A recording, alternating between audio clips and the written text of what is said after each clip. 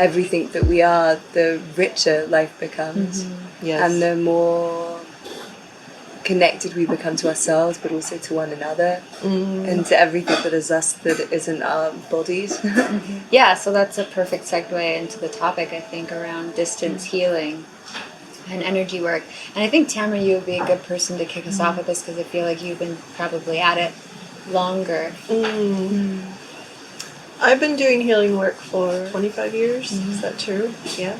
Something like That's that. true. And for years it was in person, on body, energy healing, craniosacral therapy, shamanic work. And it wasn't really until I moved here that people started to ask me if I could work on them from a distance. And at first I was really resistant. And I had a couple clients who were really kind of insistent about it, maybe 6 years ago. Why were you so resistant? Because I have a really skeptical brain. I really do. Despite all my experiences in the world of energy, the unseen and spirituality, etc., I have a super skeptical brain. And so I said, okay, I'll just start playing around with it. And then the feedback I got was very often that it was stronger than the in-person sessions. Oh, that's interesting. And did that kind of rub you the wrong way? Well, it didn't rub me the wrong way, but it kind of turned everything on its ear. In that it made me think about bodies and our connections in a different way. I've had times when I open my eyes when I'm, just occasionally during the session, that I'll actually go, where'd they go? Because it's so tangible. It's like, that's amazing. I send my consciousness to them, and it's so strong, the connection is so tangible that it's alarming almost when there's not a physical body in front of me.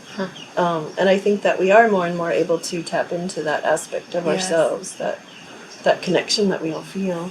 When we're either thinking about someone who's thinking about us at the same time, or it's not quite like the old days where you could pick up your phone and the person was already on the phone when you're going to call them, that kind of thing. I don't think that happens with cell phones, but that used to happen all the time. The old dial-up telephones. Now I'm dating myself. It's like I almost always can feel when somebody's thinking about me. Yeah. Right. And I think it's dependent on how tapped in the person is as well, too. That, for me, that increases it. Like, if it's someone who feels into energy and believes in that kind of thing and pays attention to that kind of thing, then it's stronger. Yeah. But I'm assuming that all the clients that you have are people they're pretty tapped in. I have a good friend of mine. She was very psychic, and I'd be driving in my car, and I'd get this feeling that she was going to call. And I would say, don't call me right now, I'm not home, call me at such and such time, in my mind, to her. And then she'd call later, oh, I got your message to call you later. That's wonderful. And it would happen so many times with her, it was hilarious. And once you experience that so many times, it just becomes undeniable. Yeah.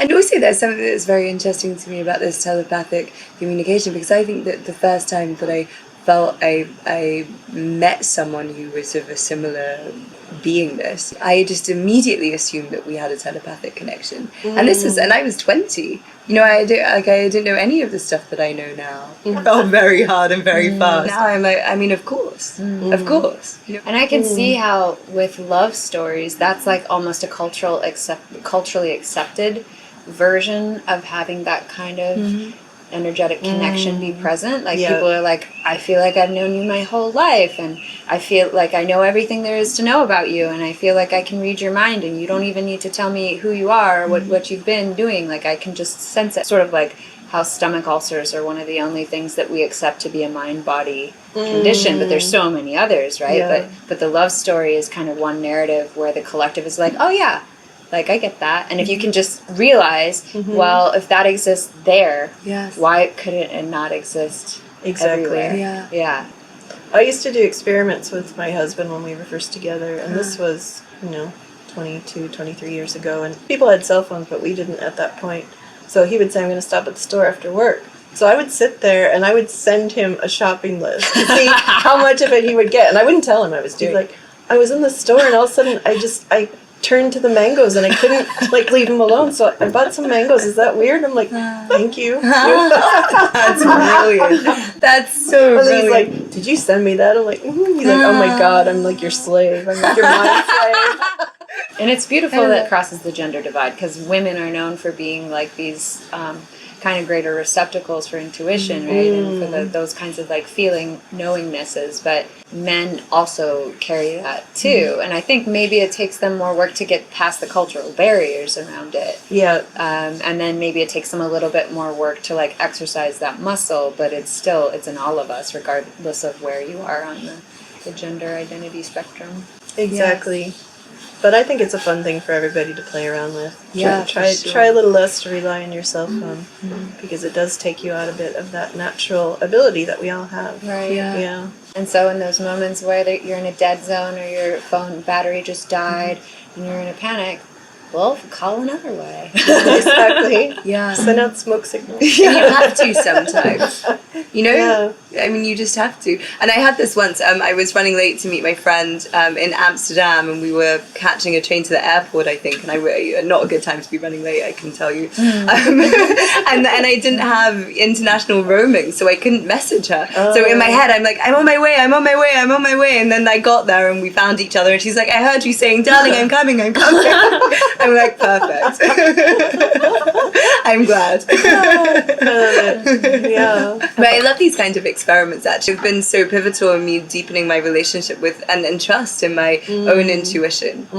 I remember when I first went to Berlin, I was there on my own for maybe 8 or 9 days and understood very early that it was an internal journey, you know, and my feet knew how to take me there far better than Google Maps did. And, you know, and I really just traveled around the city guided by my intuition and really learning to listen. So I'd get on a bus not knowing where it was going, I'd get off not knowing where I was, and travel like this for days, and I had the most wondrous experience, but left that with a much deeper understanding of the language of my intuition. Yeah.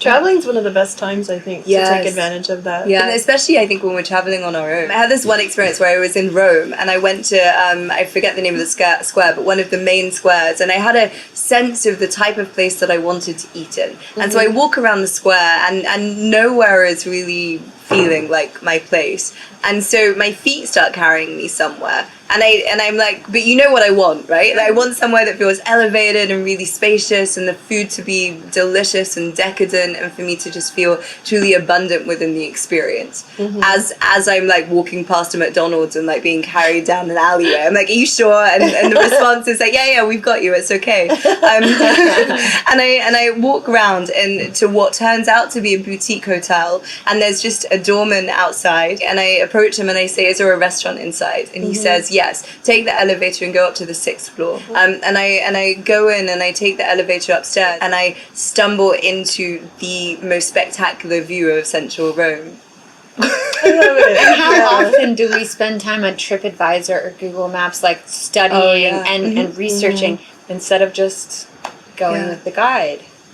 The inner guide, because the rest of it's a tangled web of lies and weird distortions, right? Yeah, it's funny. I see a spider's web, and there's really something about being in alignment with your own thread, you know, and following your own grid system. And so many magical things happen. So many magical things, right? Because like if you co-create your life narrative with source energy, with spirit, if you leave open, I think, the door for randomness, the door for something surprising to come open, leave enough slack, then you're just going to be surprised by all these little magical nuggets that you could not have pre-planned. We also open when we do that, when we relax in our relationship with self and the way that we've been taught to navigate. This whole new way of existing and living and creating emerges. And a deeper sense of trust. Yes. Yeah. Yes. Trust in yourself, trust in the universe. Trust in life. Yeah. And if you want to like describe in a little bit more detail, like the difference between the sessions that you give physically and then the sessions that you give energetically and distanced, do you call your energy sessions online distance cranio, or do you just call it distance energy? Distance healing. Yeah, because it combines a lot of different aspects. There's very little difference between what I'm doing in person and what I'm doing at a distance. Very often in a session, I'm sitting quietly at the person's feet.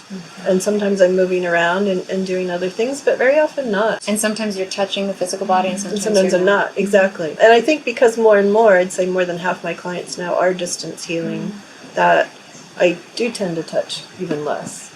because it's not necessary. And I find personally that sometimes bodies are distracting because my focus is really aspects of soul, integrating those parts back in. So the body is kind of can I say this word? Superfluous. Oh, yes. I used to work as a medical intuitive, and I'd be flooded with all this information about what was happening in the body or this organ or that. And now I almost don't see it. Sometimes I do, but it's usually like I just bypass it and just keep going out. I'm just more drawn to working with the higher energetic aspects. It started spontaneously where I was just seeing into people's bodies, and I lived in New York City at the time, so it was a bit overwhelming. Yeah. To be on the subway. A lot of bodies, Yeah. And sometimes it shows up like cartoons, so it'd be like, oh, this person has a broken heart, and there'd be a heart with like a wavy line down the middle, like a crack, or things like that. But it was a bit overwhelming. It was before I knew how to modulate fields and not have to bring everything in all the time. Well, I'm curious also, did the language come through the channeling around that? Did you get like medical lingo through that, or was it more Only abstract? Sometimes.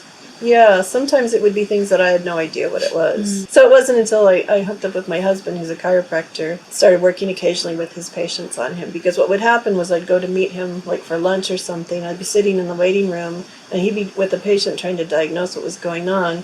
And I'd be like, sending him a WhatsApp second rib is out. I'm like, it's her rib on the left side, studying craniosacral therapy. So I did learn a bit of the anatomy. You don't actually have to personally contain all this knowledge, that you just have to be open to receiving it, and when you need it, it comes to you. That I think is the biggest thing, is just not always allowing that which is wanting to be spoken to be spoken or to come through you. That for me has been a really big process and continues to be, actually.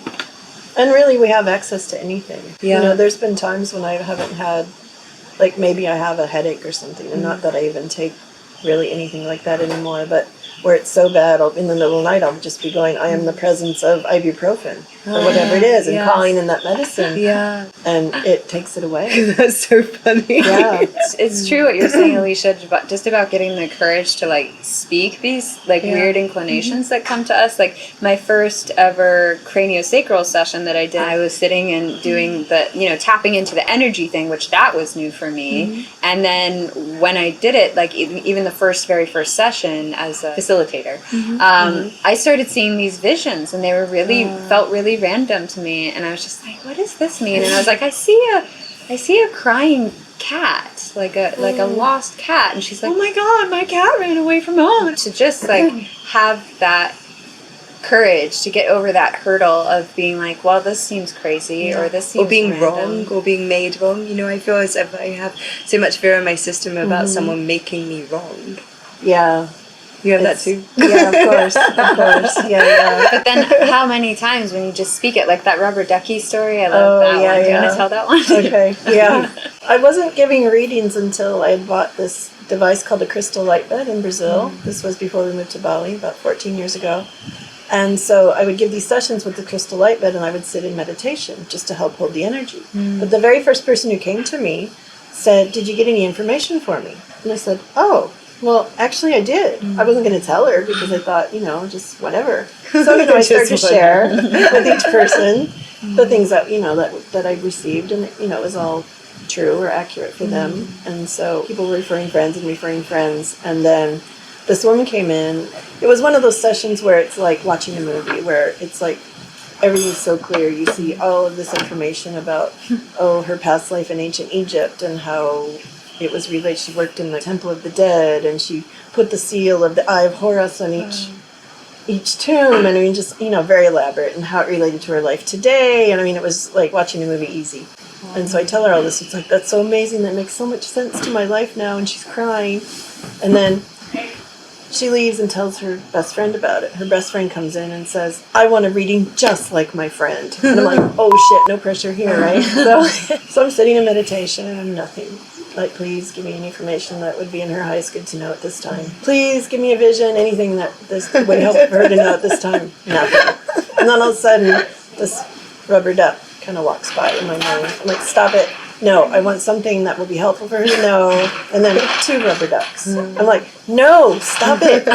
And I'm like, and my good friend is working in the room next to me. She's a psychic healer and she's really kind of goofy. So I think she's starting to mess with me, right? I'm like, stop it, Stephanie. You just stop right there. I'm like putting up a shield. Okay, please, anything. I really want to give her something that would help her at this time. More rubber ducks. Like swimming, marching, like rubber duck parties. I'm like, this is crazy. I'm going insane. I'm like, please, I beg you, please give me something that would be helpful for her at this time. Thousands of rubber ducks. Time's up. I'm like, oh shit, really? And I was in a separate room, so I kind of slink in. She's like, that was so amazing. I saw these colors and visions, and please, you got to tell me, what did you get for me? Like, okay, this is probably going to sound kind of weird, but do rubber ducks mean anything to you at all? And she went, oh my God, and she burst into tears. And I said, what? And she said, I used to be a truck driver, and my CB name, the handle, CB handle they called it at the time, was Rubber Duck. And she said, I was just thinking this week that the happiest I've ever been in my life was when I had the freedom to be on the road driving a truck, and I was wondering if I should go back and do that again. And I said, oh, thank God. I said, well, I think you got your answer.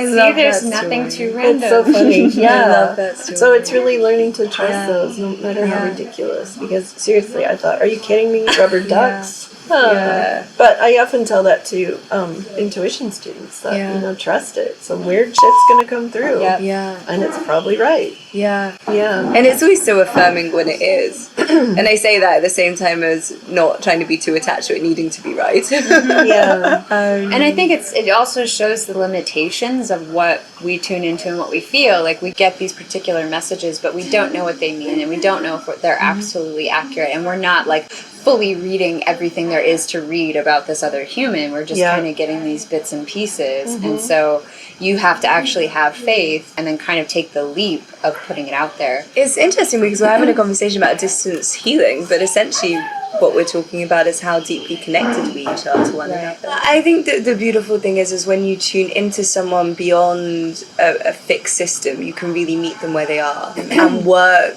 with them, deliver the medicine that's most potent and pertinent to them at any given time. So I have this one client, for example, who came to me when she was in a very fragmented state of self, and when I tuned into her system, it was almost as if I went into a boardroom with all of the different fragments of her mind, all of the different aspects of herself, and I would have a one-on-one dialogue with each of them until they kind of came back into more of a harmonious state of being. And if I just look at the journey with her, from that session to the next session to the ones that have followed, depending upon where she is, sometimes it's a lot like that, and other times it's as if I'm floating through her craniosacral system and we're traveling far and wide and doing lots of wonderful things, and sometimes I don't even know what's fully occurring. I'm witnessing it, but I don't know what's happening. And so just trusting in the integrity of my presence, but really just trusting that we are working together always, that it's always delivering that which is most wanted and needed. And with regards to the breathwork, so traditionally I've held breathwork journeys in person, and I love it. And one of the things that I love so much about it is the level of energy work that's taking place anyway, just so very naturally, but then being able to support with hands-on body work too. And when I recently started facilitating breathwork journeys online, I didn't know how this would translate. First breathwork journey that I facilitated online, I was really marveled by how it worked. So, for example, I was connected to every single person that was journeying, and for the first one, I think there were 9 participants. I had a sense of each of them kind of being in front of me and in the space, so I knew where to go if I was checking in on them. And when I didn't feel called to go anywhere, I would just be really, holding space and supporting the container for them to journey in. And what I would notice is that every now and again, someone or something would kind of come here in front of me, and I would ask who it is, and it would be like, oh, that's Madeline. And then I'd feel in and do whatever was asking to be done, and then she'd go away, and then maybe someone else would come. And it was just wonderful to experience the collaborative nature of our higher selves. I have a couple of questions based on what you just shared. Yeah. Do you think it's essential or necessary or helpful to have had a physical connection with these people before going into the online or the distance? Or do you think it's still just as valid to work with someone totally cold that you've never met in person? For me, I don't think it's necessary to have an initial physical. I used to think that, but I don't anymore. It's like as I work more and more in those realms and really tapping into the non-locality of our essences, you realize the body is just the vessel that the soul's coming through. So I'll get in a string of clients and referrals where, it'll be 5-6 people down from the person that I originally met in person. And they're all equally as good sessions, equally as powerful. More and more people are able to make that leap to having someone work on them from a distance and feel it.